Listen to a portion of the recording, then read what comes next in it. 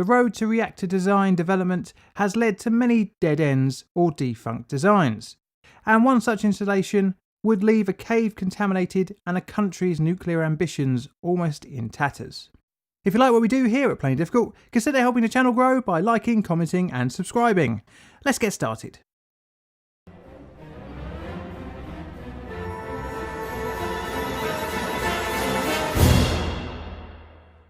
After a few industrial accidents, we are back to looking at a nuclear industry disaster. And this one has been on my to-do list for quite some time. This is mainly due to it being a nuclear reactor inside an underground cavern, James Bond villain style. Today we're looking at the ill-fated and short-lived Lucens Reactor in Switzerland. I'm going to rate it here on my disaster scale. Lucens sits in the west of Switzerland and is a small town with a population today of around 4,000. However, we will be going back to 1968, when the town was the home to a new experimental reactor. In the late 60s, Lucens had a population of roughly 2,000. Switzerland's power supplies in the late 1950s and early 1960s used hydroelectric, imported coal and oil. As the atomic age became a thing of not just the early nuclear innovators, Switzerland took interest in this new potential of power. In 1955, a private company, Reactor AG, was set up with shares owned by Swiss industry and the federal government. In 1958, a Federal Atomic Energy Commission was set up with an advisory panel for the country's atomic aspirations. Reactor AG was eventually wholly owned by the government. Part of this new burgeoning nuclear industry was the desire to have a completely designed, constructed and owned nuclear reactor. By designing and building its own reactors, the Swiss government hoped to monopolise on the country's atomic industry. For this to happen, a reactor needed to be built, and this leads us back to that little town in West Switzerland. In July 1962, construction began with the reactor built into a hillside on the southern outskirts of the town. The reactor complex was housed inside 3 rock caverns, with a horizontal connecting tunnel. The control room was above ground at the end of this passageway. In theory, building a reactor underground makes sense as you already have a natural containment structure. However, this would cause problems in an accident, as limited space meant any remediation works would cost a lot, but we will have a look into that a bit later on. The design of the reactor made use of low enrichment uranium. This was picked due to the small size of the reactor and was cheaper and easier to source compared to fuel of high enrichment. Because of the low enrichment fuel, heavy water was used as the reactor's moderator, and this slowed down the neutrons to ensure a more even chain reaction. This type of moderator was one of the 2 that could be used for low enrichment uranium, the other being graphite. The reactor used a different form of coolant than its moderator, and this was pressurized CO2. The reactor had 73 fuel elements consisting of slightly enriched metallic uranium rods clad with magnesium zircon alloy and was situated in 7 vertical channels bored into a graphite block that was centered in a zircaloy pressure tube with pressurized CO2 for cooling the fuel rods. These fuel cans had fins around the outside to help with cooling, similar to what you find on an air-cooled engine or the ill-fated wind scale.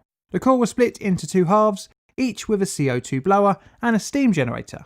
The coolant gas was pumped into the top channels at 6.28 MPa and 223 degrees Celsius, and exited the channels at a pressure of 5.79 MPa and at a temperature of 378 centigrade. The vertical pressure tubes were located in an aluminium calandra that contained the reactor's moderator. The heat in the primary cooling loop used a steam generator interacting with a secondary loop containing water, which after the steam was created was used to turn a turbine, in turn generating electricity. Surrounding the core was a steel and concrete structure used as shielding. The unit had 6 safety rods and 4 control rods, used for complete shutdown and output power management respectively. As always with a reactor, the unit had a scram facility to shut it down in the case of an emergency. The reactor produced 30 megawatts of heat, which was used to create 6 megawatts of electrical energy, and it first went critical in 1966. 2 years later, throughout 1968, the reactor had run for around 70 days at varying power levels all the way up to 100%. However, between October 68 and January 69, the reactor was shut down to investigate a number of odd occurrences. most notably moisture in the CO2 coolant loop. Tests using 2 different blowers showed some serious water ingress. In December 1968, during a blower test run, water was swept into the reactor core, although the moisture only reached the outer fuel elements. In total, an estimated 50 litres of water was thought to have entered the primary loop. Water settled inside the pressure tubes of the coolant within the core and began to corrode the magnesium alloy components. Eventually, this weakened the vital coolant channels. In January 1969, in preparation for restarting the reactor, both blowers were powered up and around 15 litres of water was dislodged. However, not just the water was moved. Corrosion products produced over 4 weeks of the moisture ingress also was spread around. These products settled and blocked some of the coolant channels. On January 21st, 1969, the reactor was made critical shortly after 4 o'clock in the morning. And in the course of the day, the power was increased in steps, with checks and corrective work being performed during the intervals. As the reactor was started up, it reached a 9 megawatt power level. Temperature sensors were installed throughout the core, however not every fuel channel had the ability to check how hot it was getting. What the operators didn't know was that the channels where the corrosion products had settled in started to see a rise in fuel temperature. At around 5:15 PM, the power was increased to 12 megawatts. At this time, core position 59 was at a temperature of around 640 degrees centigrade. 30 seconds later, the fuel element in position 59 began to melt, starting with the fins of the fuel can. Shortly after, the can temperature reached over 1100 degrees centigrade. Some of the fuel rod's graphite column blew apart, further rupturing the pressure tubes. The melting and rupturing of the fuel elements led to a release of fission products into the coolant, initiating a reactor scram. This was the first point that the operators had realised that something was going wrong. The heavy water entered the ruptured fuel elements and began to heat up. Fission products made their way into the calandria, increasing its pressure. The calandria was equipped with several rupture discs for the event of an overpressurization. One of these gave way, leading to the moderator, now contaminated, being released into the reactor structure. A bubble of CO2 then forced a total of around 1100 kilograms of moderator into the spaces between the various radiation shields around the core. The pressure in the tank was temporarily reduced. The fuel element continued to burn, increasing the core temperature to near 1800 degrees centigrade. The heat caused more of the fuel elements to buckle, and the pressure increase burst the final calandria rupture discs. The scram initiated the isolation of the reactor cavern by automatic closure of ventilation ducts.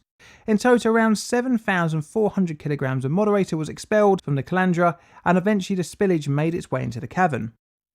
Initially, a gamma dose rate of around 120 rads an hour was measured in the upper chamber of the reactor cavern. However, this quickly reduced in the following hours.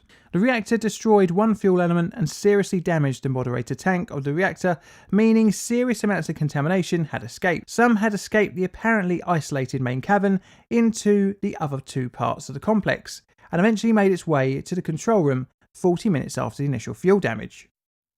The control room experienced 10 times the maximum admissible concentration for occupation exposure. The operators donned gas masks to continue managing the disaster. After analysis of the gaseous contamination in the control room, it consisted of rubidium-88, which has a short half-life of around 18 minutes. The contaminated air had made its way out of the main containment via holes cut into the cavern for cables. It was thought that during the active phase of the event, doses in all cases were less than 150 millirems. Now, the damage to the fuel and calandria, the Swiss operators deemed the reactor to be a write-off, and thus went with it the dreams of a wholly indigenous nuclear program. On top of that, the country had a massive radioactive hole in the ground. Initially, an analysis was taken of the gases inside the main reactor cavern. It was decided that it could be vented to atmosphere via the plant's iodine-filtered vent stack. Between January 1969 and March 1970, the initial phase of decontamination was undertaken and consisted of recovery of as much heavy water as possible, drying the cavern atmosphere and removing tritium vapours. Next came the dismantling of the unit, starting with defueling, except for the damaged fuel element. Then the pressure and calandria tubes were cut and removed. The calandria had to be sectioned for packing for disposal. After the upper portion of the Calandra's vessel had been removed, the damaged fuel element and its pressure tube were finally recovered. The final steps included disassembly of the highly contaminated systems and the decontamination of the station for treatment of radioactive material. Dismantling and decontamination was completed by 1973. The inside of the caverns were painted to keep in the contamination of an estimated 40 gigabecquerels. All the works ended up being far more difficult than the usual decommissioning of a reactor, and this was because of the in theory ideal location for an NPP being underground. In 1988, the decision for 2 of the caverns to be filled with concrete, entombing the dangerous remains, was made by the Swiss owners of the site. After final completion of the decontamination in the mid-1990s, regular monitoring has taken place on the former site. Nuclear power did not end, however, in Switzerland, as up to around 40% of the country's energy is provided by nuclear power. However, the plant's reactor designs were supplied by foreign nations.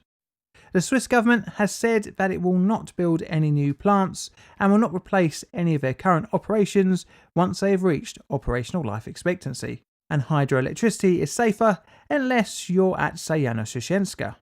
I hope you enjoyed the video. If you'd like to support the channel financially, you can on Patreon from $1 per creation, and that gets you access to votes and early access to future videos. I have YouTube membership as well from 99p per month, and that gets you early access to videos. Check me out on Twitter, and also if you want to wear my merch, you can purchase it at my Teespring store. And all that's left to say is thank you for watching.